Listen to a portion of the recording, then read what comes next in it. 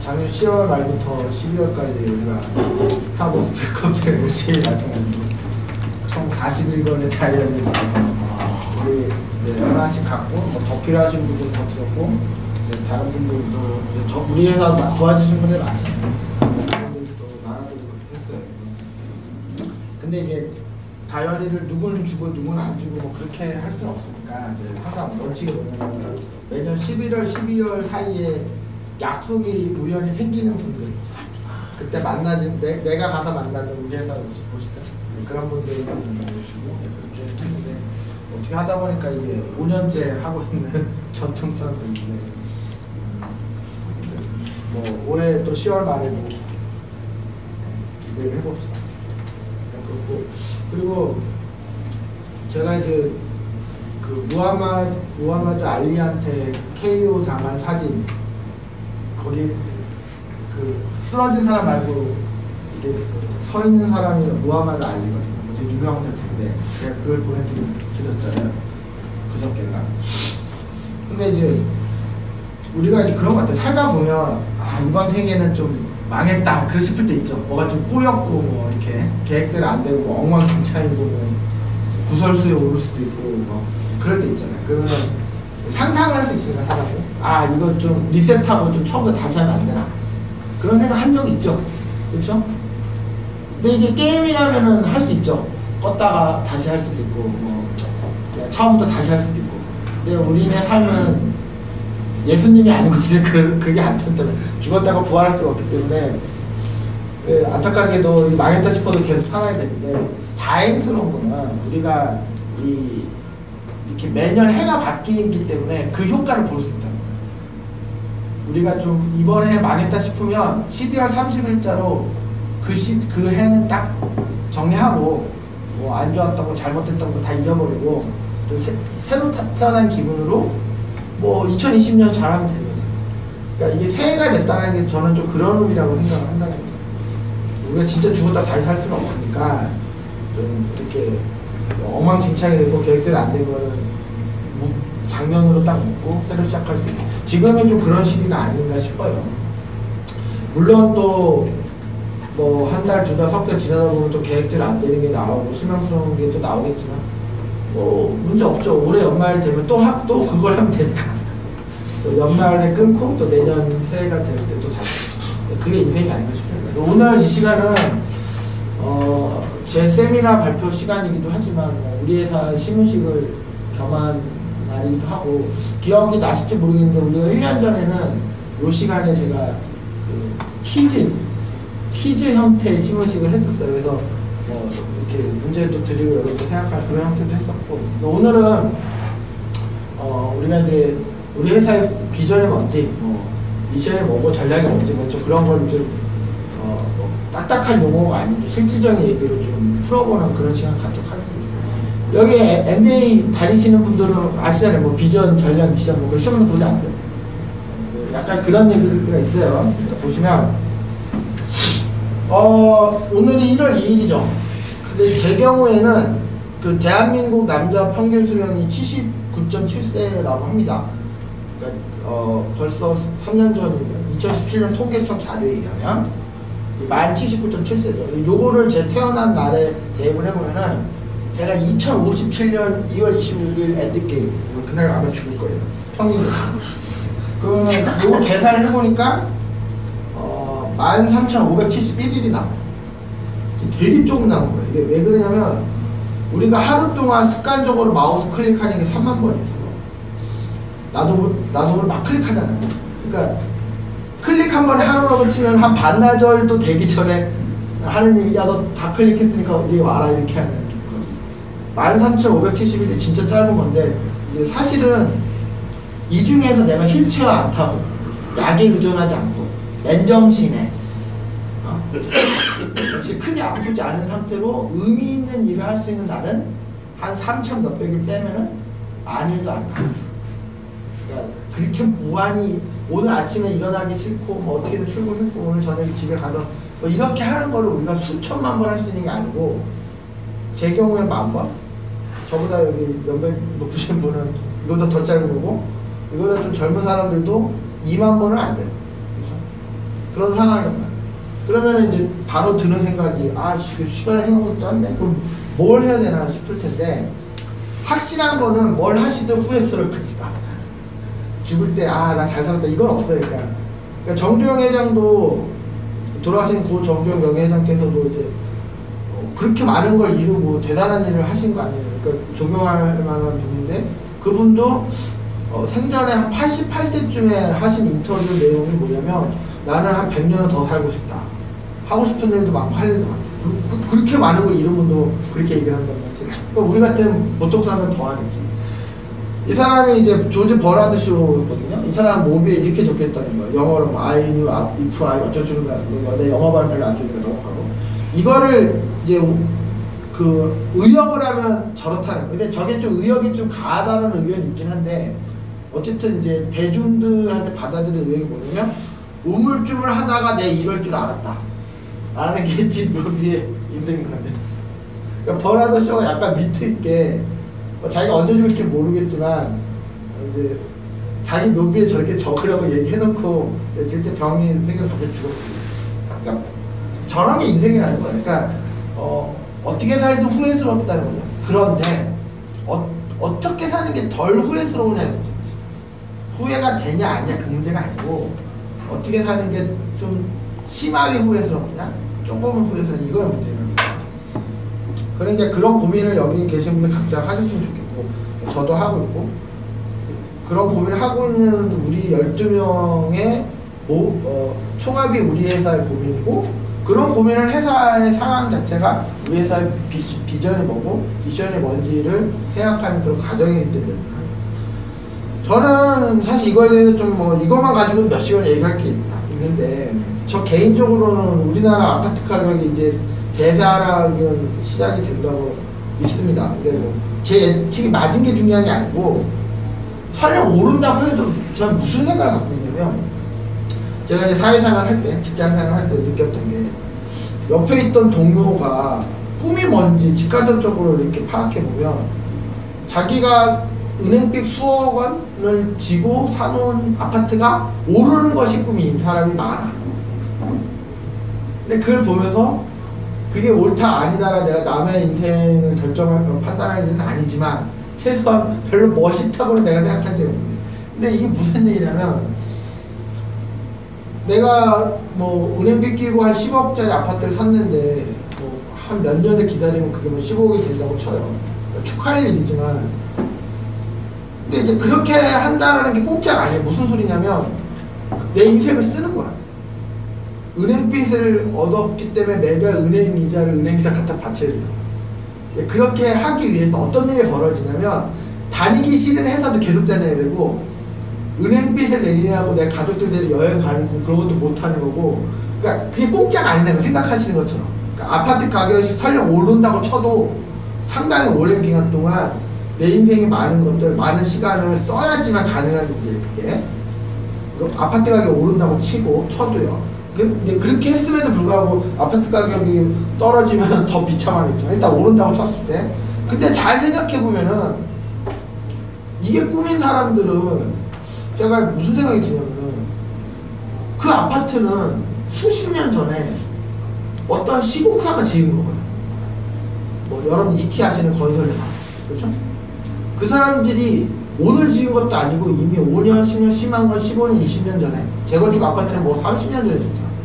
그 수십 년 전에 지어놓은 아파트가 가치가 올라가는데 자기 인생의 많은 부분을 쓰고 있다는 게, 이게 도대체 뭐 하는 건가라는 걸 저는 생각한다.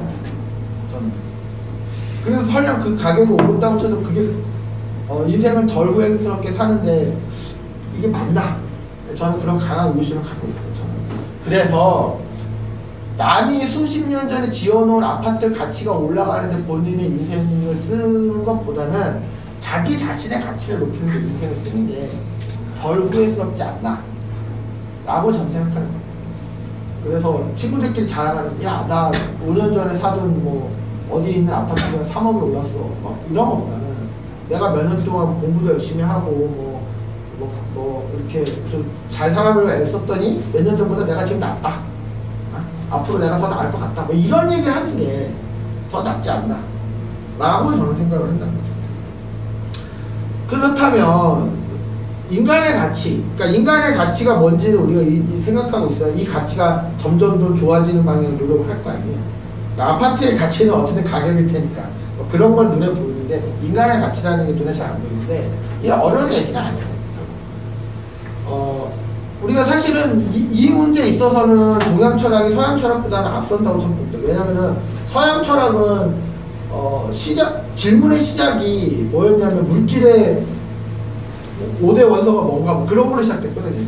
물, 불, 뭐 그런 거 있잖아요. 게임의 소재를 많이 쓰이지만 뭐 불이다 그러고 뭐 그러니까 물질의 원소가 뭐냐 이런 걸로 질문이 시작됐지만 동양 철학은 사람이 사람 도리를 하려면 어떻게 해야 되고 사람 간에 잘 지내려면 뭐 어떻게 해야 되고 이런 걸로 시작된 거예요. 그래서 좀 이런 부분에서는 동양 철학이 서양 철학보다 좀 유용하게 더 많은데 막 어려운 얘기가 많지만 그냥 쉽게 제 생각에는 이거예요. 세상에 얼마나 많은 좋은 영향을 끼칠 수 있는 세상에 많은 좋은 영향을 끼칠 수 있는 사람은 인간으로서의 가치가 높은 거고 그렇지 않은 사람은 가치가 없는 건 아니지만 좀 가치가 낮은 거 아닌가 이렇게 저는 생각이 되는 거죠. 그래서 이 가치가 점점 커지고 있다면 인생이 좀 덜 후회스러워 이 가치가 별로 안 들고 있다 그러면 인생이 좀 많이 후회스러워 이런 건데 우리가 이게 좀 하면 좀 어떻게 하는데 이게 누구냐면은 영화에 나오는 그 제수들이죠. 형무소에 있는데 이 잘 보시면 여기 이제 빨간색 이거 무슨 의미죠? 사형수라는 뜻이죠. 저걸 달고 다니는 사람들은 형무소에서도 좀 내버려 두는 거더라고요. 그렇죠. 그런데 우리나라가 사실상 사형 집행을 안 한 지가 엄청 오래됐죠. 한 40년 됐네. 실질적인 사형 집행이 없는 나라로 분류가 돼요. 근데 제가 무슨 생각을 하냐면 형무소에 갇혀있는 사형수와 지금 밖에 있는 우리하고는 죽을 날을 기다린다는 면에서 다 똑같아요. 어차피 생각보다 사형수는 바로 형 집행하지 않거든. 이 사람들도 다 수명 채우고 죽는 거예요. 그럼 이 사람들하고 우리하고 도대체 뭐가 다른 거야? 외계인들이 보기에 존재가 있다고 믿는 사람도 있고 없다고 믿는 사람도 있고 외계인들이 보기에 아니 저 갇혀있는 저 빨간 멱살 차고 다니는 저 사람들 죽을 날 기다리다 언젠가 죽고 우리도 죽을 날 기다리다 언젠가 죽잖아요. 이 사람들도 100년 안에 죽고 여기 있는 사람들도 100년 안에 죽어요. 어쨌든 간에 확률적으로 차이가 뭐냐 이거죠. 우리는 의미를 찾고 가치를 만들고 이런 활동을 할 수가 있는 그런 노력을 하고 있고 계획대로 되기도 하고 안 되기도 하지만 근데 이 사람들은 그러지 못하는 거예요. 그 차이. 그럼 뒤집어서 얘기하면 우리가 이런 노력을 이런 데 시간을 쓰지 않는다면 사형수랑 진배 없는 사회를 사는 거죠. 우리가 의미를 찾고 가치를 만들어내는데 우리 시간에 전부는 아니지만 일부라도 쓰지 않으면 빨간 명찰 차고 있는 사람하고 다를 바가 없다. 이런 거죠. 그러면은 이제 여기까지 문제 제기를 하고 이제 좀 뭐 구체적인 개안이나 그런 걸 얘기하게 되는데 돈 얘기를 안 할 수가 없죠. 돈 얘기를. 자본주의 사회니까 돈이 중요한 것도 있고 사실 자본주의 사회가 아니어도 뭐 우리나라 전 세계 이제 공산주의 사회 몇 개 남지도 않았지만 거기도 시장 경제가 돌고 돈이 안 중요하지 않거든요. 근데 전 이제 돈이라는 거는 시간하고 같다는 거예요. 자 이거에서 좀 설명을 하면 제가 만약에 저랑 코인 노래만 부르고 갔잖아요. 노래 부르잖아요. 제가 장국영 노래도 부르고 하잖아요. 그래서 제가 콘서트를 하겠다고 해. 한 2시간짜리. 그래서 토요일날 오후 2시부터 4시까지 할 테니까 여기 있는 사람들 오라고 하면 잘 안 오겠죠. 왜냐면은 오는데 1시간 넘게 걸리고 와서 2시간 들어야 되고 또 집에 가는데 앞뒤로 다 한 4-5시간 걸리는 거야. 그러니까 그 시간을 써가면서 들을 만큼 내가 노래를 잘 부르진 않을 테거든. 그렇죠? 근데 제가 막 노래 연습을 진짜 피나게 해요. 몇 년간. 노래를 되게 잘 불러. 그러면은 여러분들이 4시간, 5시간을 쓰는 게 아깝지 않은 수준이 되죠. 그러면 기꺼이 와서 들어줄 거란 말이야. 4시간, 5시간을 쓰는 게 아깝지 않을 정도로 제가 노래를 잘 부르러 와서 듣겠죠. 그러면 이제 시소를 머릿속에 연상하시면 딱 균형이 맞는 거야. 그 상황이 되면. 근데 그 상황에서 제가 노래를 훨씬 더 잘 부르면 여러분들이 기꺼이 4-5시간을 쓸 뿐더러 와서 10만 원을 내겠죠. 그러니까 한 4-5시간 쓰는 것도 안 아깝고 10만 원을 내는 것도 안 아까워요. 그러니까 그런 수준이 되는 게 이제 BTS 같은 그런 가수들일 텐데 그렇게 되기가 힘들죠. 근데 여기서 말하는 10만 원의 의미는 뭐냐면 이 10만 원을 벌기 위해서 어떻게 해요? 요새 최저 시급 8,000원 쳐도 그럼 알바를 몇 시간 해야 돼? 12시간? 뭐 이렇게 되잖아. 그쵸? 그러니까 젊은이를 치면은 그 10만 원을 벌기 위해서 12시간 쓴 거야. 우리 직장인들도 10만 원 버는 게 뭐 한두 시간 이상 되는 일이 아니잖아. 그러니까 그 사람들은 4시간을 썼을 뿐더러 10만 원을 벌기 위한 시간까지 쓰겠다는 뜻이에요. 그러니까 우리가 돈을 받는다는 얘기는 우리가 뭐 어떤 서비스와 제품을 만드는 고객한테 줬는데 그분들이 우리한테 100만 원을 준다는 얘기는 그 100만 원의 숫자가 중요한 게 아니고 그 조직이 그 사람이 100만 원을 벌기 위해서 하기 싫은 일도 했던 거고 엄청난 시간을 쓴 거잖아요. 그걸 우리한테 준 거야. 그러니까 우리가 돈을 받았다는 얘기는 남의 시간을 받았다는 얘기야. 그렇게 얘기가 되고요. 그리고 반대로 또 우리가 돈이 있으면 또 시간이 세이브 되기도 하죠. 우리가 이마트 가서 음식 재료를 사와서 요리하고 막 해먹고 치우는데 한 몇 시간 걸리는데 식당 가서 한 5-6천 원 내면은 그런 과정을 그분들이 대신 다 해주니까 그만큼 내가 또 한 30분, 1시간 버는 거고. 그러니까 무슨 얘기냐면 돈과 시간은 같이 가는 거야, 같이 가는 거야. 그러니까 돈이 시간이 될 수도 있고 시간이 돈이 될 수도 있고 그냥 같은 거다 이렇게 보시면 되는 거예요. 자, 그런 관점에서 우리가 보면 만약에 여러분들 개개인이 한 달 단위로 생각하셨을 때 돈이 어쨌든 플러스가 되고 있다. 가계부 같은 걸 뭐 대략 써보셨는데 플러스가 되고 있다는 얘기는 뭐냐면 또 반대로 우리 같은 회사가 지난 1년을 돌아보니까 돈을 벌고 있다 또는 돈을 잃고 있다라고 하면 이게 무슨 뜻이냐면 돈을 벌고 있다는 거는 시간을 제대로 쓰고 있다는 뜻이에요. 반대로 돈을 잃고 있다는 거는 시간을 잘못 쓰고 있다.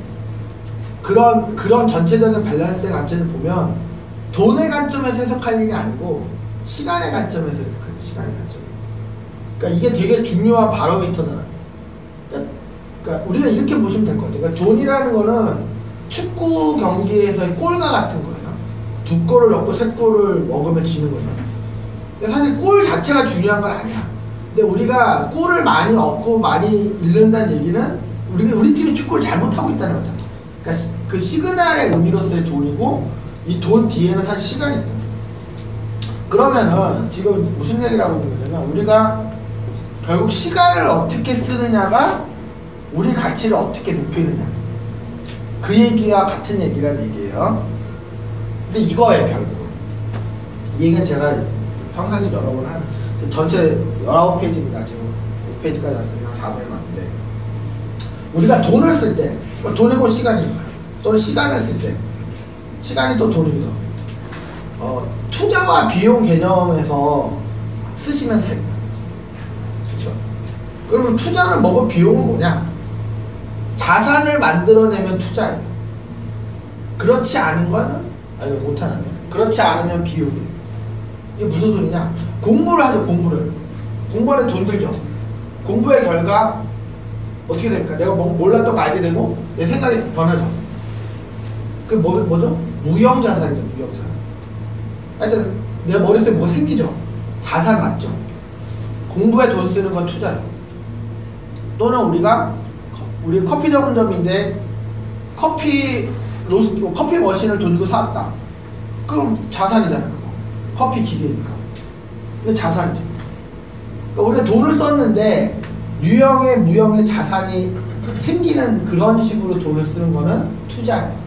그러면 자산이라는 게 또 뭐냐면은 자산이 생기거나 자산이 확대된 상태에서 중장기적으로 이 자산을 통해서 뭔가를 이렇게 만들어낼 수 있는 어떤 뭐 매출이 됐든 뭐 수익이 됐든 이렇게 할 수 있는 근원적인 어떤 근간 이런 게 자산이에요. 그냥 회계적으로 얘기하면 너무 지루하니까 얘기하면 그럼 이게 무슨 얘기가 되냐면 사람마다 좀 다르잖아요. 그러니까 예를 들어서 저 같은 사람은 옷을 사는 거는 자산을 쌓는 일이라고 생각하지 않기 때문에 저는 옷 사는 데는 돈을 안 써요.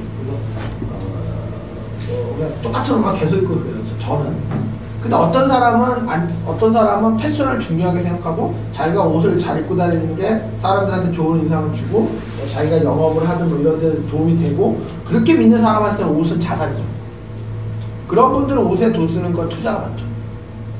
그러니까 상대적인 거예요. 절대적으로 뭐 옷을 사는 건 모든 사람한테 그건 자산을 쌓는 과정이니까 투자다 아니다 이런 얘기는 아니고 자기의 가치관이나 목표에 따라 다른 거예요. 어떤 사람은 좋은 음식을 먹고 휴식을 취하는 게 그게 내 자산을 쌓는 거라고 생각할 수도 있어. 그럼 그 사람은 투자죠. 왜냐면 내 몸에 투자하다. 여행에 돈을 쓰고 뭐 좋은 음식 먹는데 돈을 써가지고 내가 컨디션이 좋아지고 뭐 기분이 좋아지고 해서 내가 그런 상태면 일을 더 잘할 수 있다, 공부를 더 잘할 수 있다고 믿으면 그런 분들은 그건 투자죠. 그러니까 이건 무슨 얘기를 하는 거냐면은 우리가 돈을 쓸 때 지금 쓰고 있는 돈이 투자인지 지금 쓰고 있는 그렇지 않은 그냥 비용인지를 항상 의식하면서 하셔야 돼요. 그래서 결론은 뭐냐면 자산을 만드는 방향에서는 가감하게 시간과 돈을 투자할 수 있는 거고 그렇지 않은 거는 가능하면 안 쓰는 거예요. 그러니까 우리가 지금 뭐 우리 막 경영대학원에 매년 한 명씩 입학하고 이런 데는 우리 회사에서는 그걸 투자라고 믿고 있기 때문에 아끼지 않고 쓰는 거잖아요. 근데 우리가 뭐 또 다른 영역에서는 아예 안 쓰죠. 돈. 근데 이게 무슨 의미가 되냐면은 시간을 어디다 먼저 쓸 거냐. 그러니까 이런 거에 반복이 돼야 우리 개인이 우리 회사가 가치가 올라가는 그런 상황이 된다. 그러면 초록소프트 이 정도 해놓고 돌아오면 우리는 우리 회사의 자산은 사람이 전부예요. 그렇죠? 우리가 무슨 뭐 기계장치가 있어요. 무슨 토지가 있어요. 아니잖아. 그러니까 사람이 사람이. 그러니까 우리는 뭐 이거 그냥 급하게 생각나서 쓴 건데 이런 데다가 투자를 하는 거죠. 이런 활동을 통해서 우리 이제 자산이 커지고 발전한다고 믿고 있으니까. 그렇죠. 이런 데는 우리가 돈을 아껴 쓰는 거예요. 자, 그러면은 이런 식으로 우리가 자산을 쌓는데 돈과 시간을 쓰면, 즉 자산을 쌓는 방향으로 투자를 하면 어떤 일이 벌어지냐. 그러니까 자산이 튼튼하고 훌륭해지면 이익은 뒤따라온다. 이익은. 무기가 좋으면 전쟁에서 이기는 것 같은 말이지. 그렇죠. 평상시에 칼을 갈고 대포를 장만하고 뭐 이렇게 탱크를 사다 놓고 뭐 이렇게 하면은 전쟁 해보면 이기는 거죠. 저쪽에서는 막 그 구석기 이제 돌도끼 들고 있고 우리 이기는 거죠. 그런 거죠. 그리고 이 자산이 튼튼하고 훌륭하면 이익이 따라올 거고 이익이 따라온다는 뜻은 우리가 시간을 제대로 썼다는 것의 증명이에요. 이런 식으로. 그러니까 이 사진은 뭐냐면 이분이 이제 어떤 수학적 난제를 이제 수학적으로 증명하시고 상당히 뿌듯한 표정을 짓고 계시고 이게 수학적으로 증명한 거죠. 우리가 자산을 잘 쌓고 그걸 이익이 따라오면 우리가 시간을 잘 쓰고 있다는 걸 증명해요. 자, 그러면은 여기서부터 슬슬 이제 자산 얘기에서 전략력으로 넘어가는데 초록소프트가 자산을 쌓는 방향이 뭐냐? 자산을 쌓는 방향. 우리 개개인이 자산인데 이 사람들을 발전시키는 방향이 뭐냐? 요거 두 가지. 우리 회사는 인공지능 회사인데 우리는 사실 이 일을 하는 회사예요. 결국 가치 판단과 창조성이 필요한 고차원적인 일은 인공지능이 못하죠. 해서도 안 되고. 이런 일에 인간이 더 많은 시간을 쓰도록 해주고 그렇지 않은 일들, 그렇지 않다는 거죠. 가치 판단도 필요 없고 창조성도 필요 없는 그런 하등한 일은 인공지능이 싸고 저렴하고 편리하게 대신 다 해줌으로써 인간은 이런 가치 있는 일에 더 많은 시간을 자신의 인생에 많은 시간을 쓰도록 도와주는 회사예요. 우리 인간의 일자리를 뺏기 위해서 이 회사를 차린 게 아니고 이건 인간만이 할 수 있는 일인 거예요. 그래서 우리가 막 요즘에 막 정치적인 이슈 때문에 SNS가 뜨거웠잖아요. 그건 정답이 없어. 가치 판단일 때 그거는 인공지능한테 맡기면 안 돼. 그래서 이렇게 옳다고 생각하는 건 좋은 거고 저렇게 옳다고 생각하는 건 좋은 거예요. 그래서 서로 토론을 통해서 나라가 발전하는 거예요. 좋단 말이에요. 그런 일에 우리가 더 많은 시간을 쓰고 가치 판단 아무 상관없고 뭐 이렇게 프레드 머큐리가 보헤미안 랩소디 만들어내듯이 저 창조적인 우리 인상파 입체파처럼 막 그런 새로운 하품을 만드는 그런 일들은 인간이 하고 뭐 있는 거 베끼거나 뭐 비슷한 패턴을 그리거나 이런 것들 그런 거는 컴퓨터가 하도록 하는 우리가 이런 세상을 만드는 방향으로 우리 개개인을 공부시키고 훈련시키고 연습시키고 우리 회사도 그렇게 하는 겁니다. 그래 좀 더 이제 드디어 전략 얘기로 넘어가네. 와 무슨 전략 얘기하는데 이렇게 서로를 기억하고 싶었을 때 이런 거예요. 기업 전략이라는 거는 제가 쉽게 말씀드리면 결국 이거예요. 여기 이제 경영대학 다니는 분들 본인이 배우고 있는 거하고는 잘 매치는 거예요. 기업의 자원, 거창한 말로 리소스라고 하는데 기업의 자원이라는 게 결국 시간하고 돈이잖아요. 결국. 이 리소스를 어떤 방향에 우선적으로 투입해서 어떤 자산을 만들어낼 것인지 계획하고 실행하는 과정이 전략. 그러니까 회사가 돈이 무한정 있지가 않아. 회사가 시간이 무한정 있지가 않아. 우선순위를 어디다가 먼저 둘 거냐 이게 전략이라는 거야. 우선순위. 우선순위가 중요한 거야. 자, 이거 아이젠하워 매트릭스 이 얘기 제가 여러 번 했죠. 이거 미국 대통령이셨던 분이고 대통령이 얼마나 할 일이 많겠어요. 우리들도 할 일이 많은데 그 큰 나라 대통령. 그러면 이 사람은 어떻게 했냐면은 자기가 해야 되는 일을 이렇게 매트릭스를 그려서 급한 일이냐 아니냐 중요하냐 아니냐를 이렇게 나눠서 그럼 4사보면에 나오죠. 근데 이제 급하지도 않고 중요하지도 않은 뭐 예능 프로그램 보기 뭐 이런 것들은 뭐 안 해도 그만인 거고. 근데 보통 우리가 알게 모르게 급한데 중요하지 않은 일에 시간을 많이 쓴다는 거죠. 왜냐면 주변에 자꾸 독촉하고 막 그러니까. 근데 보면은 급하기도 하고 중요한 일은 보통 하긴 해요. 그렇죠? 급하다고 하고 중요하다고 하니까. 진짜 중요한 건 이거라고. 급하지는 않는데 진짜 중요한 거. 뭐 부모님 살아생전에 전화 한 통 더 드리고 뭐 이런 거. 안 급하거든요? 근데 여러분들이 두려워하지 않는 이상 본인들보다 먼저 들어가실 거예요. 그러면 그게 중요한 일이 나 안 했다. 이렇게 됩니다. 그러니까 평소에 건강 챙기기 이런 거. 안 급하죠? 주저하죠. 그런 겁니다. 그러면은 다시 우리 얘기가 돌아오면 우리한테도 중요하지만 당장에는 급하지 않게 느껴지는 것들이 많다고. 여기 들어갑니다. 거기에 시간을 쓰기 위해서 그런 걸 찾아내기 위해서 우리가 계속 고민하는 거죠. 그러니까 이런 데보다는 이런 데 기업의 리소스가 제대로 우선적으로 투입된다면 그 회사는 바람직한 방향으로 성장하는 거예요. 근데 이런 데보다는 이런 데 시간이 가는 회사라면 그러지 못한 것이죠. 그러니까 전략이라는 거는 대단한 게 아니고 우리 회사가 보니까 여기에 여기에 대부분의 시간을 쓰고 있어. 근데 우리는 이거는 좀 안 하고 이건 좀 매주 줄 건 매주 주고 줄일 수 있는 건 줄이고 이런 거에 시간을 좀 더 써야 된다. 이런 얘기를 1년 내내 하는 그게 전략이에요. 그래서 전략이라는 걸 많이 사람들 오해하는 게 무슨 10계명처럼 무슨 딱 완벽한 전략이 뻥 하고 있고 그 1년 내내 그것들을 실행한 그런 게 아니고 계속 고민하고 찾고 이게 맞나 반문도 하고 우리 회사의 우선순위가 이게 맞는지 얘기하고 그런 과정이라는 거예요. 그래서 개개인이 그런 고민을 하고 팀이 그런 고민을 하고 회사가 그런 고민을 해서 생각도 바꾸고 이렇게 하는 다소 어수선해 보이지만 우리 회사의 우선순위 우리 회사의 한정된 리소스를 우선적으로 쏟아야 되는 곳이 어딘지를 계속 생각하는 그런 과정 그런 상태 그게 되는 상태 우리 회사가 이제 그렇게 되려고 노력을 하는 거예요. 자 그러면은 그래도 몇 점 좀 적어보면 근데 이제 아까도 당부했지만 여기 적혀있는 게 절대적인 게 아니에요. 그쵸? 그렇게 막 헌법 외우듯이 그렇게 하시면 안 돼요. 그래도 일단 그래도 적어보면 우리가 우선적으로 돈과 시간을 썼으면 하는 거는 이런 것들이라는 거예요. 첫 번째 뭐냐면 우리가 자율주행 자동차 시대가 앞으로 올 거 아니에요. 그쵸? 저는 제가 운전면허를 97년에 땄지만 지금까지 운전을 한 적이 없어서 무사고 23년인데 자율주행 자동차 나오면 그걸 타면 될 것 같은데 어쨌든 자율주행 자동차 시대가 보편화되면은 자율주행 자동차를 타고 있는 탑승자들은 유동인구잖아. 그 사람들의 이동 경로, 통행 목적, 관심사, 욕구 등등에 대한 방대한 데이터가 조토지체에 쌓인단 말이죠.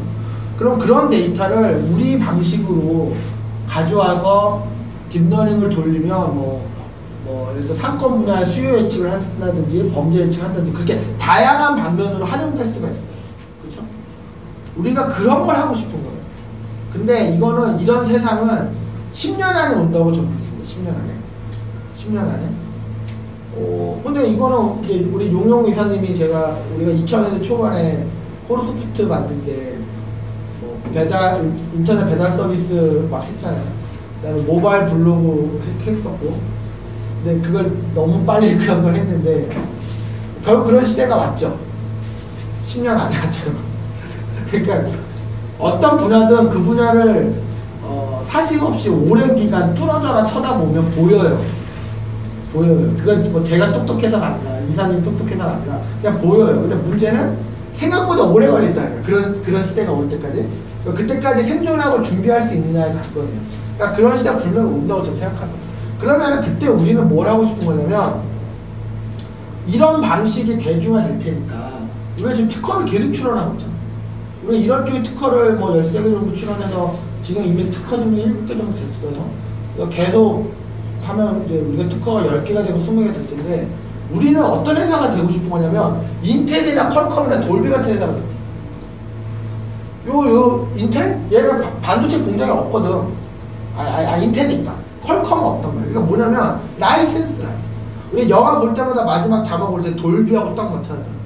돌비가 실제로 스피커를 만들고 그런 게 아니라 스테레오, 서라운드 시스템에 대한 특허가 있고 그런 방식으로 영화를 찍고 음향을 다루는 회사들한테 라이센스를 받죠. 그러니까 우리가 이런 방식에 대해서 뭔가 기술을 가지고 있고 특허를 가지고 있고 선행적인 노하우를 가지고 있으면 이런 식의 어떤 비즈니스를 하는 수많은 곳들한테 우리가 알려줄 건 알려주고 우리도 대가를 갖는 이런 형태를 장기적으로 생각한다가 첫 번째고, 두 번째는 대한민국 스포츠 시장도 5년 이내에 미국의 4대 메이저 스포츠 시장이나 유럽 축구 시장처럼 인공지능 도입이 본격화되는 것이 올 거라고 저는 믿어요. 근데 당장은 아니야. 그러니까 우리가 부처마다 알잖아요. 온다, 그런 시대가. 그러면 우리는 그런 시대가 분명히 올 거고, 안 오진 않죠, 상식적으로. 준비하면 되죠. 근데 이거는 우리가 이제 이 분야의 실적을 쌓고 명성을 쌓기 위해서 계속 노력을 하고 있고, 이거는 우리가 스포츠 분야에서 우리가 주도적으로 사업을 직접적으로 할 생각이 지금 있어요. 그러니까 위에 거하고 좀 다른 거예요. 위에 거는 우리가 라이센스 회사가 되고 싶고, 밑에는 우리가 그런 비즈니스를 직접 하고 싶은 거예요. 근데 이것도 시간이 걸리고 이것도 시간이 걸려요. 그러면은 우리가 저 시간까지 생존해야 되잖아. 그리고 그때까지 준비하면 되죠. 그러기 위해서 세 번째로 하는 거예요. 딥러닝과 관련 없는 걸 하지 않았죠. 그렇죠? 지금까지 관련 없는 거 한 적 없잖아요. 딥러닝과 관련된 연구과제나 외주개발 프로젝트를 수행하면서 이런 걸 하자는 거예요. 기술도 쌓고 팀워크도 키우고 회사 명성도 만들고, 당연히 또 회사가 운영되는 돈이 필요한 거 사실이니까 그런 돈도 벌고. 그러니까 우리가 이렇게 해왔다. 지금 말씀드리는 거는 뭐 어떤 얘기를 지금 하는 게 아니고 우리가 이렇게 했다는 얘기를 하는 겁니다. 자, 그러면은 여기서 아까 무슨 스타트업이라고 했는데 뭐 10년 얘기를 5년 얘기를 좀 그런 생각이 드실 거예요. 자, 그거에 대해서 좀 할 얘기가 있는데, 보통의 스타트업 모델은, 저는 제가 2000년대 초반에 그 벤처라는 말을 쓰던 시절에도 회사를 만들어봤고, 지금 이제 스타트업이라는 말을 주로 쓰는 시절에 회사를 만들어봤기 때문에 비교가 돼요. 그래서 지금의 이 생태계가 그렇게 마냥 당연한 건 아니거든. 장점도 있고 한계도 있다는 거예요. 그래서 지금만 보는 사람들은 모든 회사는 스타트업 모델로 커야 된다고 좀 고정관념처럼 생각을 하고 있는데, 우리 수십 년 전, 수백 년 전에도 기업을 만들어졌잖아요. 그렇죠? 그 기업들 중에 또 일부는 성장해서 우리가 아는 큰 회사가 된 거고. 그러니까 기업이 성장하는 방식은 정형화된 건 아니라는 거죠. 근데 요즘에 말이 되고 있는 스타트업은 이런 식이라는 거예요. 뭐냐? 우리 회사의 가치가 현재 1000억이라고 얘기하는 거 아니에요. 우리 회사의 가치는 1000억입니다. 그리고 내년에는 2000억이 될 겁니다. 2배가 된다는 얘기죠. 그러니까 더 비싸지기 전에 우리 회사에 투자하세요. 그래서 우리 회사 주식 가치가 뭐 1000억이니까 당신이 뭐 10%를 투자하면은 뭐 100억인 거죠. 뭐 그런 식으로 투자를 받아요. 그 다음 그렇게 투자받은 걸 뭘 하냐? 마케팅에 뭐 TV 광고를 하든 인터넷 광고를 하든 그런 데 쓰고 또 사람을 더 뽑는 데 써요. 그냥 대외적으로 알리고 사람을 더 뽑고 하면은 뭐 좋든 싫든 회사 가치는 커지죠. 그러면 또 회사가 또 실적도 내. 뭐 고객이 늘어난다든지 뭐 매출이 커지는데. 그러면 또 다음 투자를 또 받아.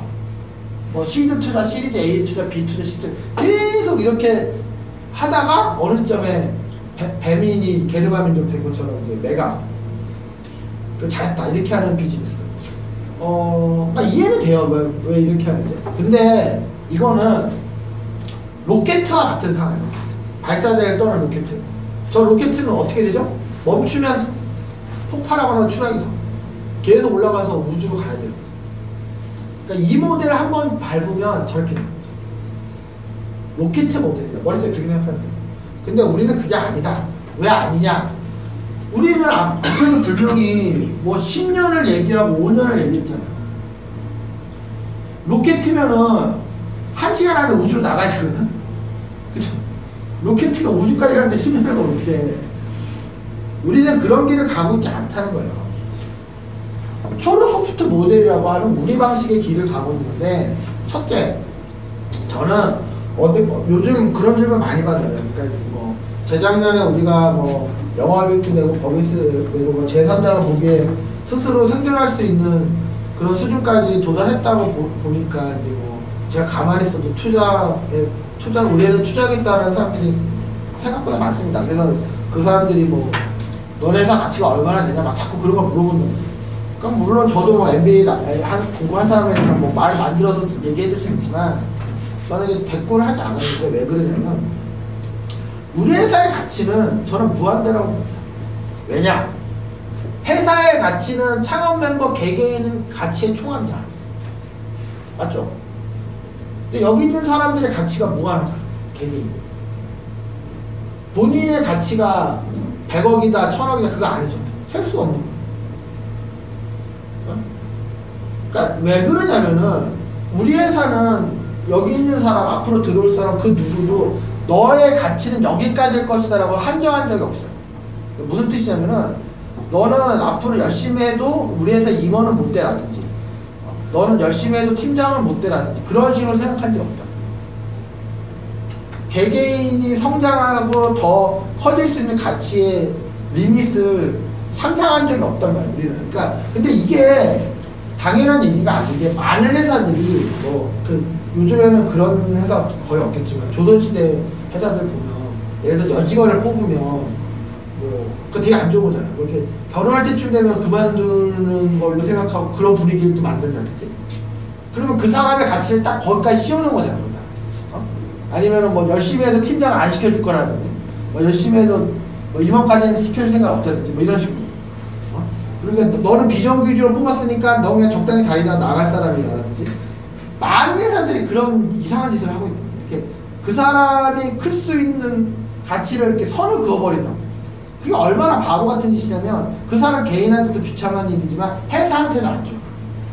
왜냐면 개개인의 가치의 총합이 회사의 가치인데 그렇게 너의 가치는 여기까지, 너의 가치는 여기까지 이렇게 그어버리면 그렇잖아. 우리는 그렇게 안 한다는 거예요. 말로만 그렇게 하는 게 아니죠. 우리가 책임연구원급에 도달하면 경영대학원을 회사 돈으로 보내는 이유가 뭐죠? 이 회사의 CEO가 될 사람으로 키우기 위해서 그렇게 하는 거예요.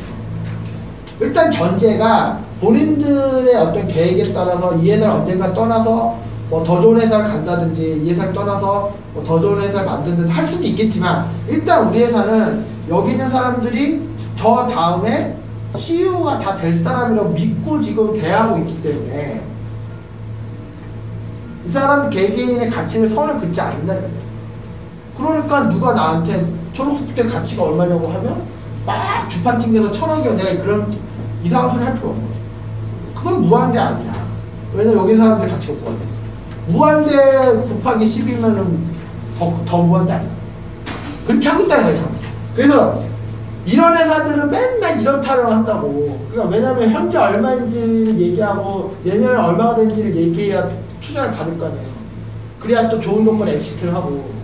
나는 그럴 필요가 없다는 거지. 그죠? 자, 그리고 자, 여기에서 할 얘기가 있는 게, 진짜 그 본인 회사의 가치가 엄청나게 크고 앞으로 계속해서 클 거라면 매각을 하겠어요? 말이 안 되잖아. 내가 이제 아파트를 한 채 가지고 있는데 아파트가 10억이야. 내년에 20억이 되는데 내가 왜 팔아줘? 무슨 얘기인지 아시겠죠? 이 사람들 머릿속에는 회사 가치를 무한히 키우지 못한다라는 생각을 하고 있기 때문에 좋을 때 빠져야 된다는 생각을 하는 거야. 진짜 그 회사의 가치가 무한히 커질 거 왜 팔어? 팔지 말아야지. 그러니까 어떻게 하다 보니까 팔 수는 있지만 처음부터 머릿속에 이게 있다고 생각해요. 그래서 저는 좀 좋게 생각하지 않습니다. 제가 이렇게 생각한다는 거에 대해서 투자자들은 싫어하겠죠. 자, 우리 얘기를 돌아볼게요. 앞으로 우리는 여기에, 그러니까 지금까지 그래야 앞으로 그런데 여기 계시는 분들을, 앞으로 여기에 또 추가로 앉으실 분들을 2030년 저 다음에 CEO가 되거나, 두 번째, 여기서 많은 걸 배운 후에 졸업 소프트를 떠나는 게 아니에요. 졸업하는 거예요. 졸업하는 거예요. 저는 마지막 회사를 나올 때 졸업한다는 표현을 쓰고 있어요. 왜 그러냐면 우리가 대학을 4년 다니고도 졸업하고 애착을 갖잖아. 거기 출신으로서. 그렇죠? 그리고 그 대학이 잘 되길 바라잖아. 회사를 10년, 20년 그렇게 오래 다녀놓고 나오면서 막 회사욕을 하더라는 거죠. 난 그게 이해가 안 되는 거야, 그게. 그렇죠?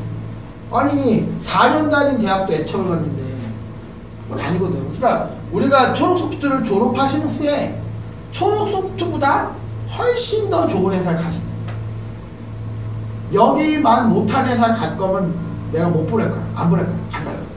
그리고 여기서 받던 연봉보다 훨씬 많은 연봉을 받는 거야. 그래야 졸업하고 간 게 의미가 있지. 그렇죠? 그리고 가가지고 뭐 여건이 되면 뭐 그게 항상 그렇게 되진 않겠죠. 뭐 우리 고객이 되면 좋지. 네? 아니면 우리 뭐 협력 파트너가 돼도 좋고, 아니면 선의 경쟁자가 돼도 좋단 말이에요. 그런 식으로 뭔가 뭐 대한민국 발전시키는데 같이 기여하면 돼요. 그럼 난 보람이 있어요. 자, 그 두 번째, 세 번째, 여기서 많은 걸 배운 후에 여길 또 졸업하고 나서 초록소프트보다 더 좋은 회사를 만들어 달라. 이 셋 중에 하나를 할 사람 되지 않는 사람.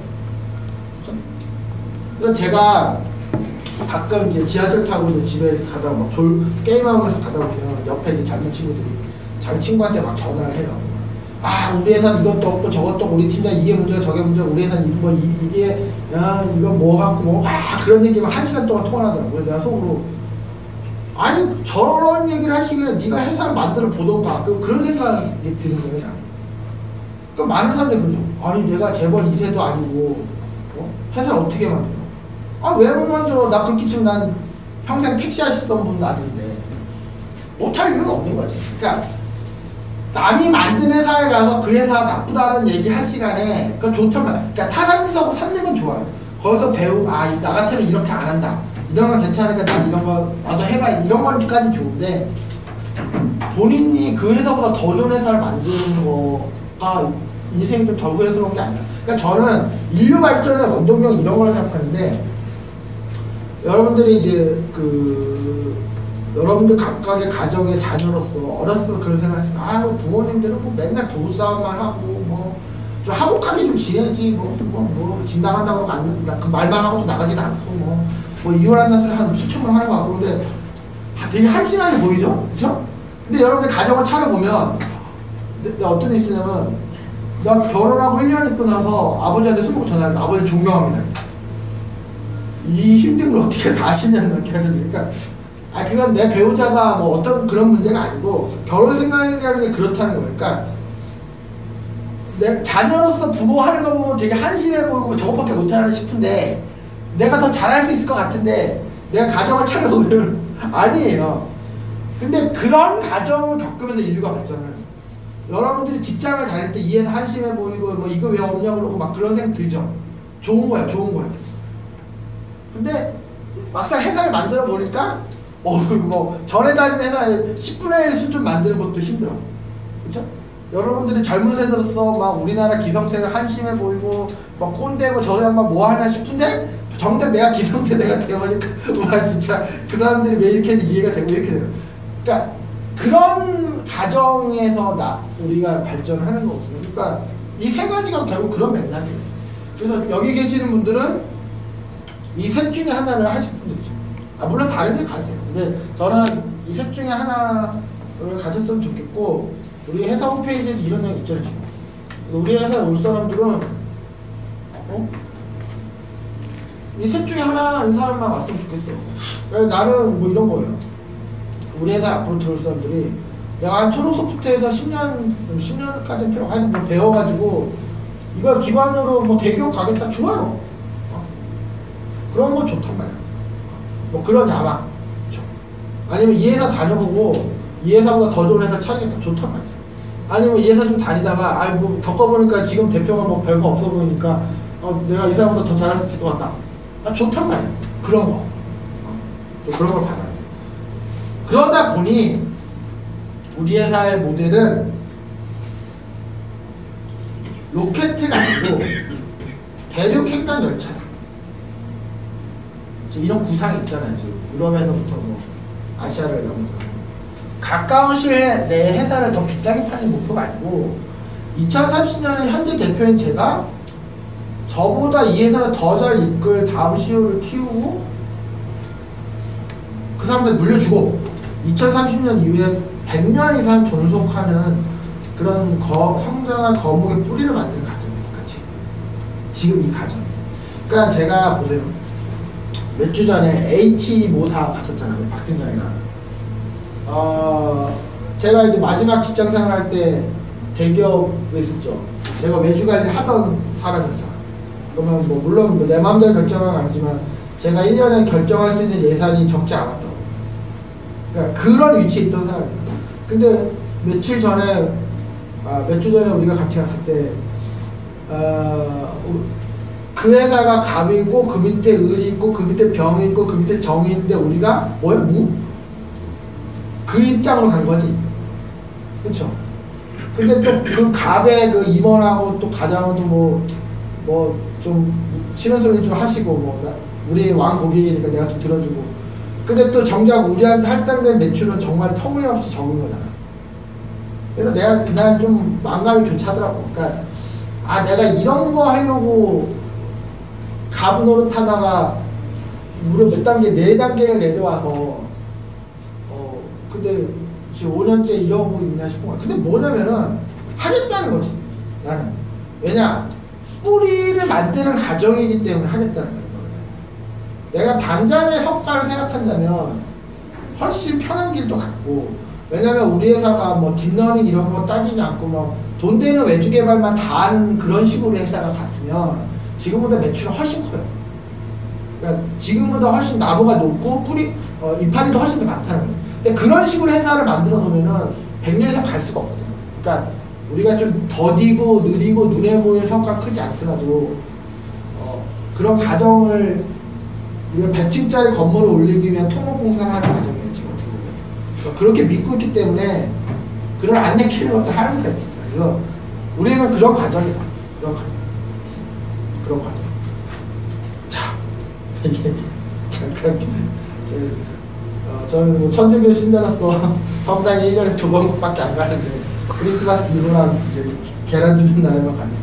그래서 자꾸 이런 예시 있어서 좀 민망하긴 한데, 모세가 이집트에서 이제 유대인들을 탈출시켰잖아요. 노예 상태에 있던. 가나안으로 직행하지 않고 40년을 헤맸다고요. 40년. 그럼 왜 헤맸느냐? 40년 동안 기반을 다진 거예요. 그러니까 뭐 신앙이 있어서 따라온 사람도 있지만 그냥 잘 먹고 잘 살 줄 알고 따라온 사람도 있었지. 그런 사람은 돌려보내고 뭐 하여튼 우리가 왜 이런 걸 하는지 의미도 되찾고 뭐 이렇게 그런 과정 을 겪고 나서 그게 다 된 상태에서 가나안은 모세가 안 들어갔어요. 그 다음 후계자 여호수아가 이 4명 중에 하나겠지. 이 사람이다. 53대가 제일 좋으니까. 모세는 야 잘 가라 하고 이제 낚시하러 가는 건데, 하여튼 모세는 가나안에 안 들어갔어요. 그러니까 근데 이게 의미가 있는 게 이게 상당한 통찰력이 있는 거야. 모세가 가나안에 들어가 버렸으면은 모세 후광 때문에 여호수아가 그 2000년 이상 가는 기독교 왕국을 못 만들었겠죠. 근데 이제 모세가 이렇게 좀, 야, 뭐, 그러니까 이게 딱 그런 분위기지. 1차 딱 하고, 대표가 이제 법인카드 주고, 야, 나 먼저 집에 갈게 하는 그런 분위기. 좋은데 가서, 약간 그렇게 해줌으로써 이렇게 된 거예요. 그게 뭐냐면, 제가 제 세대에서 이 회사를 엄청 키우는 욕심을 부리면, 1000년 이상, 100년 이상 가는 거목을 못 만들어요. 그러니까, 제 단계에서 성과를 극대화시키려고 하면, 무리수를 주게 된다. 그러고 싶지 않다는 거예요. 그래서 2030년에 10년밖에 안 남았는데 2030년 3월 말에 정기 주주총회를 할 거거든요. 그때 정확하게 제가 선의하는 거예요. 여기 계신 분 중에 절대로 외부 사람이 CEO가 아니에요. 여기 있는 사람 중에. 그러면 그분이 여호수아가 돼요. 가나안을 데리고 가란 말이에요. 자, 기업가 정신이란 말 제가 예전에 이 얘기 한 적이 있는데 저는 어떻게 생각하냐. 뭐 혜승이가 기업가 수업도 들었잖아요. 그 사람 얘기가 좀 다르겠지만 아무도 사장 노릇을 하고 싶어하지 않는 회사를 맡아서 지금의 초록소프트는 조금 다르겠지만 한 2-3년 전에 초록소프트는 강남을 지나간 사람한테 초록소프트 사장 하실래요? 뭐 이럴 거라고. 왜냐면 뭐 이익도 안 나고 뭐 이 회사 대표를 맡으면 뭐 빚내서 뭐 해야 되고 뭐 이런 것도 좀 해야 되고 이러니까 서로 하기 싫잖아. 근데 예를 들어서 지금 뭐죠? KT CEO 공무 뭐 수백 명 몰리죠. KT 대표 사장으로 살 사람 손 들어보세요 하면 막 이름 있는 사람들이 막 이력서 내잖아. 그렇죠? 우리 회사 사장으로 할 사람 아름다워. 책임져야 될 게 많아. 뭐냐? 기업가적인 게 뭐냐? 아무도 사장 노릇을 하고 싶어하지 않는 회사를 맡아서 누구나 사장 노릇을 하고 싶어하는 회사를 키운 다음에 그 다음에 중요한 거. 그 다음에 막 2세 3세까지 물려주면서 지금 한진고를 하듯이 막 100년을 재미보는 그런 게 아니고 거기까지 키운 다음에 능력 있는 다음 사장에게 회사를 선의하는, 이거 이제 선의라는 게 뭐냐면 조선시대 왕이 내가 살아있음을 불구하고 다음 사람을 넘길 거예요. 체계바라가 왜 위인이냐면은 체계바라가 쿠바 혁명을 완성시키고 나서 엄청 해먹을 수 있었잖아. 3대가 호요식할 수 있었지만 이 사람은 쿠바 내가 공산 취재 아니에요. 근데 여기서 할 수 있는 건 내가 다 했으니까 내가 볼리비아를 또 이렇게 하기 위해서 가겠다. 거기서 죽었다. 그러니까 내가 2030년에 이 회사를 누구나 사장으로 하고 싶은 회사를 만든다면 그때부터 막 골프 치러 다니고 재미 보겠다는 게 아니고 능력 있는 사람 그저거 여기 또 내 후계자를 열심히 키워야겠지. 나 물려주고 난 떠나겠다. 볼리비아로. 나의 볼리비아는 어디냐? 프로야구팀 구단주 볼리비아 LG 트윈스. 볼리비아잖아. 볼리비아. 우승도 못하고 거기 내 구단주로 가서 그 다음 얘기는 뭐 평상시 많이 했으니까 이걸 하겠다는 거야. 제일 감명 깊은 사람이 뭐냐면 이 사람 대단한 인도 사람인데 아내가 죽은 거야. 왜 죽었냐면은 이게 산이 이렇게 막혀가지고 읍내로 가려면 이렇게 돌아와서 막 하루 이상 걸리는 거야. 그래서 아내가 몸이 안 좋았는데 거리가 멀어서 약을 제때 이렇게 사오지 못해 아내가 죽은 거야. 근데 이 자체가 너무 슬프기도 하고 또 이런 피해자가 자기 마을 주민들이 나오면 안 되겠지 싶어가지고 혼자 이름으로 20년 동안 산을 파싸지 이렇게 중장비 없이 그냥 혼자 이걸로 그냥 옮겨서 길을 만든 이 사람이 그러면 중요한 건 뭐냐, 이 사람이 길 뚫었다고 재미 볼까요? 몇 년 못 살고 돌아왔을 거 아니야. 이런 게 기업가 정신. 그러니까 내가 20년 동안 팔아서 길 뚫었으니까 통행료 100만 원씩 받고 그게 아니고 그러면 다음 사람들이 뭐 누리는 거죠. 내가 그런 거라고 생각한다는 거예요. 자, 그러면은 이제 거의 끝나가는데 지금은 2020년이에요. 캐나다 총리가 5년 전에 내가 우리 친구는 뭐 총리, 장관 이런 사람들 한 20명, 30명 되겠죠. 임명을 했는데 임명하고 보니까 절반이 여자가. 기자가 영어를 했겠죠. 영어. 내각의 남녀비를 5대5로 이렇게 고려할 이유가 뭐냐. 그러니까 이 사람이 복잡하게 얘기했어요. 지금은 2015년이잖아요. 이런 거라는 거죠. 그러니까 막 장황하게 설명하는 게 아니고 지금은 2020년이라 우리도 약간 그런 게 필요하다. 그러니까 뭔가 좀 훌륭하고 선진화되고 더 나은 뭐 그런 문화 뭐 이런 게 필요한데, 자 이제 마무리를 좀 해나면 2페이지가 남았는데 올해 무슨 일이 벌어질 거냐, 좀 현실로 돌아오면 첫째, 우리가 유동인구 빅데이터 딥러닝을 한 10년 내다보고 있고 스포츠 빅데이터 딥러닝은 한 5년 내다보고 있고 한데 뭐 그런 건 좋은데 올해 이 두 개 축에서 금액이 크지 않아도 좋으니까 실질적인 매출을 실현해 보는 거를 목표로 했으면 해요. 그러니까 매출이 발생했다는 얘기는 고객이 관심을 가져준다는 뜻이기 때문에 일단 그걸 목표로 우리가 뭐 지금 만들고 있는 것도 있지만 또 영업도 할 거고 그런 시도를 했으면 하는 게 첫째고, 두 번째, 얼마 안 남았네요. 지금 2020년 2월 13일 날 조호령 연구원, 신승현 연구원, 김상수 연구원이, 그 다음 주에는 이호경 선임연구원, 전원근 팀장이 본인들이 다음 직급을 맡을 준비가 되었는지를 스스로 평가하고 선언하게 돼 있죠. 저는 이런 광고도 안 할 겁니다.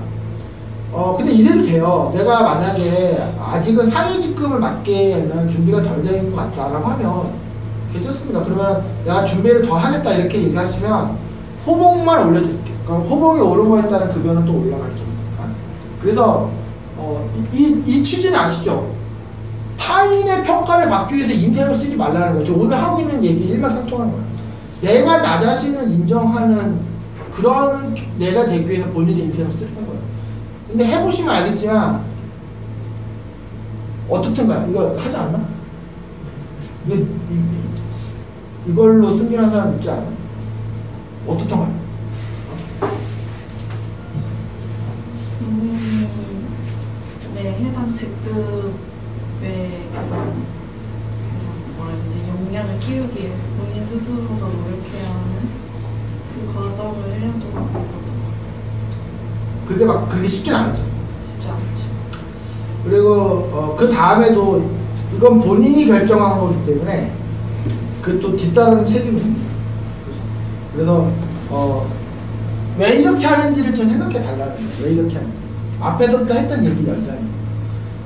타인의 인정을 받기 위해서 사는 것보다 내 자신의 인정을 받기 위해서 사는 게 훨씬 더 어렵습니다. 훨씬 더 어렵습니다. 그게 절대 쉬운 게 아니에요. 내가 나를 인정할 수 있으면 끝난 거예요. 그럼 자존감 완성되는 거예요. 내가 생각하기에 내가 잘 살았으면 됐지. 뭐 왈가불 거 할게 그렇죠? 그런 겁니다. 자, 세 번째. 우리가 또 자연 프로젝트를 하고 있죠. 근데 자연 프로젝트를 우리가 계속 돌리는 이유는 또 뭐냐면 여기 있는 사람들이 CEO가 되길 바라기 때문에. 그러니까 우리가 뭐 소소하지만 월요일날 팀별 미팅을 먼저 하고 팀장을 뒤에하는 것도 그렇고, 이제 목요일날 오늘 오죠. 프로젝트 리더회의도 제가 하지 않고 이사님이 박 팀장이 하도록 제가 자꾸 이렇게 가능하면 위임을 하고 권한을 주려고 애를 쓰는 이유가, 막 나이에서 잘 움직이는 회사보다는 나보다 더 잘할 수 있는 그런 일을 잘할 수 있는 사람을 처음엔 다소 좀 시행착오 겪더라도 좀 만들었으면 하는 그런 거. 그래서 이 자율 프로젝트도 그런 취지입니다. 그렇죠? 또 어쨌든 우리가 이거를 2월 27일 날 두 개의 자율 프로젝트 같이 그동안에 뭐 완벽하지 않아도 좋습니다. 왜냐면 우리가 이 일만 하는 건 아니었기 때문에 다른 바쁜 일 많아서 그런 거 우리 서로 다 이해하니까 가능한 범위 내에서 일단 발표를 하시고, 그 다음에 이것도 마찬가지, 이번하고 마찬가지, 제가 평가하는 게 아니고 본인들이 각각의 자율 프로젝트에 참여한 본인들이 상의를 하셔가지고 이 자율 프로젝트는 더 연장하는 게 의미가 있다. 뭐 그렇게 생각하시면 또 6개월 뒤에 또 이 과정을 다시 겪는 거고, 이 프로젝트는 일단 여기서 잘 마무리해서 지금까지 쌓은 경험을 우리가 뭐 자산화하는, 뭐 소스코드 단위에서 모듈화 할 수도 있고 이렇게 라이브러리 만들 수도 있고 그렇죠? 그렇게 마무리하고 또 다른 자율 프로젝트를 발굴하는 게 좋겠다라고 생각들을 하시면 또 그렇게 할 거라는 거죠. 그러니까 평가를 받는 자리가 아니고 사실은 2월 27일 이전에 본인들이 결정을 다 내리시는 거고, 그러니까 통보하는 자리예요. 모두한테. 이렇게 보시면 됩니다. 그리고 네 번째, 우리가 2020년 3월 1일 기준으로 기준이 되는 급여 테이블을 3% 올리겠다. 이 얘기는 예전부터 있죠. 그러니까 이거의 의미는 뭐냐면 우리가 호봉이 오름에 따라서 급여가 오르도록 설계되어 있고 직급이 오를수록 또 더 큰 폭의 급여가 오르게 되어 있기 때문에 직급 특정 호봉의 기준 연봉이 3% 오른다는 거는 여러분들의 실제 급여 인상 효과가 훨씬 큰 거예요. 근데 많은 회사들이 회사 실적이 좋으면 이 급여 테이블을 올리고 아니면 동결하고 뭐 최악의 경우는 삭감도 하고 그렇게 되는데 우리는 그렇게 하지 않죠. 어떻게 하죠? 어떻게 하죠 우리는? 인상. 하여튼 박수 한번 박수. 대단하다.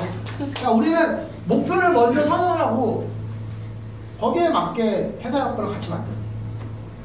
그렇게 해왔잖아 몇 년째. 그러니까 이 집 왜 이 얘기를 하냐면은 우리가 미션도 좋고 비전도 좋고 막 다 좋은데 여러분들한테 실질적인 게 가야 될 거 아니에요. 실질적인. 그러니까 막 그런 거창하게 시컬해놓고 이런 약속을 안 하는 거는 나는 큰 게 빠진 거라 생각해요. 그러니까 저는 이제 무슨 생각을 갖고 있냐면 첫째, 이 급여에 대한 제 생각을 두 가지를 말씀드리면 일단 현재 우리 회사는 가능한 급여에 많은 돈을 쓰려고 노력을 하고 있어요. 급여를 많이 드리려고 노력을 하고 있는데 우리 회사 여건 내서는. 근데 객관적으로 냉정하게 지금 충분한 수준이 아니야. 왜냐면 여기 있는 사람들이 결혼도 해야 되고 가정도 이뤄야 되기 때문에 저는 문제의식을 가지고 있어요. 그러니까 지금의 급여 수준이 당연하다든지 이래도 된다고 생각하지는 않아요. 그러니까 우리가 이걸 높이기 위해서 되게 고민을 해야 하고 노력을 해야 된다라는 그런 구체적인 어떤 문제의식을 제가 가지고 있다는 걸 분명히 말씀드리고 그걸 첫째 말씀드리고 두 번째는 저는 무슨 생각을 가지고 있냐면 회사는 이익 집단이기 때문에 가능하면 급여, 연봉을 많이 줘야 되고 복리후생도 신경을 많이 쓰는 게 맞다 라고 생각합니다. 하지만 급여로 동기부여할 생각은 1도 없어요.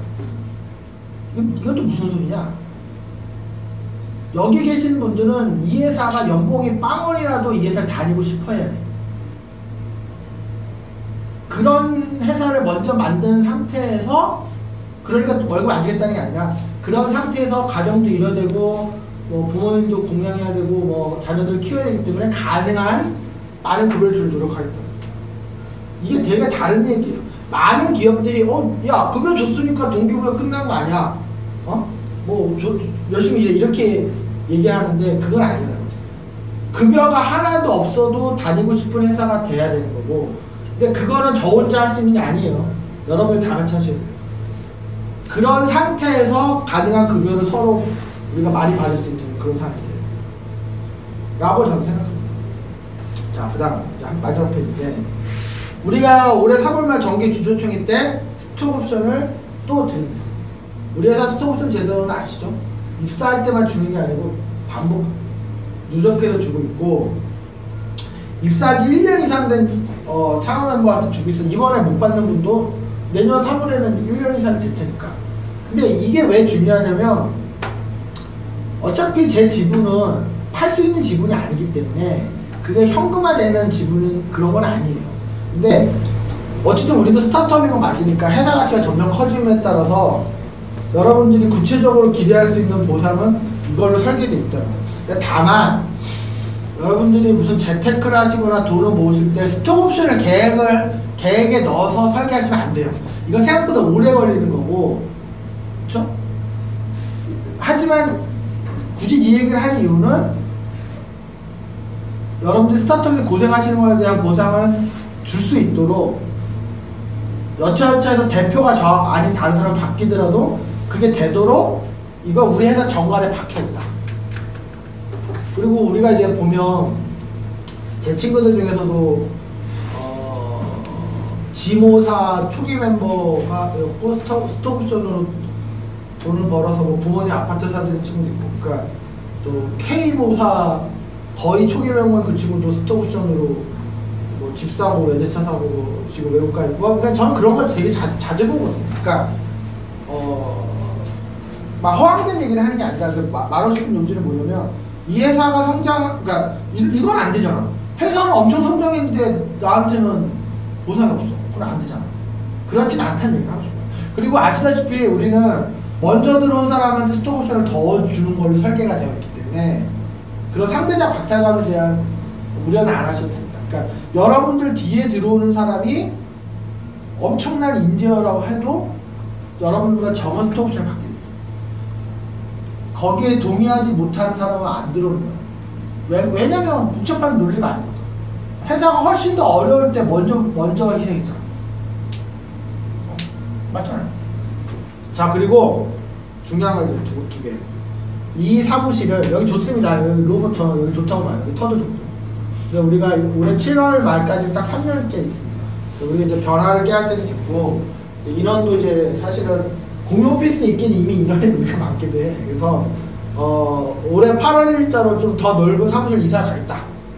위치는 어쨌든 여기 계신 분들 거주지가 4번 8번으로 퍼져 있기 때문에 가능한 중간이면서 교통 좋은 곳으로 고민을 해볼게요. 그리고 우리가 이제 7월 16일 날이 창립기념이긴 한데 올해는 그걸 좀 미뤄가지고 2020년 8월 초에 이사하는 직후에 보통 이사한 기념으로 뭐 파티 같은 거 하잖아요. 출장 같은 거 불려서. 그래서 뭐 법인설계 오시령 겸해서 여기 계신 분들 뭐 친구나 여자친구 남친구들 다 불러요. 이렇게 부모님도 모시고. 그래가지고 이때가 우리한테 중요한 건데 이제 우리가 온전한 회사의 모양을 갖춘 거예요. 내부적으로 외부적으로 그걸 선언하는. 그러니까 사람으로 치면 초등학교 들어간 거지. 그러니까 뭐 그냥 뭐 숟가락질은 내가 못할 수 있고 뭐 그런 갈 길이 멀지만 약간 뭐 돌잔치 같은 거. 마지막 어쨌든 여전히 회사의 가치가 있어 보이도록 하는 데는 시간과 돈을 쓰지는 않을 것이다. 그럴 생각은 없다. 그리고 그럴 필요가 없다. 우리는 스타트업 모델이 아니기 때문에 회사의 내실을 견고해지고 실제로 커지는데 시간과 돈을 계속해서 쓰겠다. 뭐 오늘 얘기가 좀 무거웠을 수 있는데 어쨌든 뭐 제가 처음 하는 얘기는 없죠. 계속 하던 얘기죠, 사실. 근데 뭐 이렇게 해왔고 또 이렇게 하겠다는 거예요. 그리고 이게 지금 우리 회사 전체 뭐 비전이고 미션이고 전략 그런 거기도 하지만 또 여기 계신 개개인의 또 그런 내용이기도 하거든요. 그래서 이런 얘기를 제가 드린 이후에 한번 개개인이 올해 계획이 있고 막 하실 거 아니에요. 거기에 그런 것과 지금 제가 말씀드린 거랑 좀 연계할 수 있는 게 있다면 한번 고민해 보시는 시간을 가져보시는 것도 좋습니다. 좋지 않나. 자, 그러면 오늘 시무식 겸 세미나 발표는 이걸 마무리하겠습니다.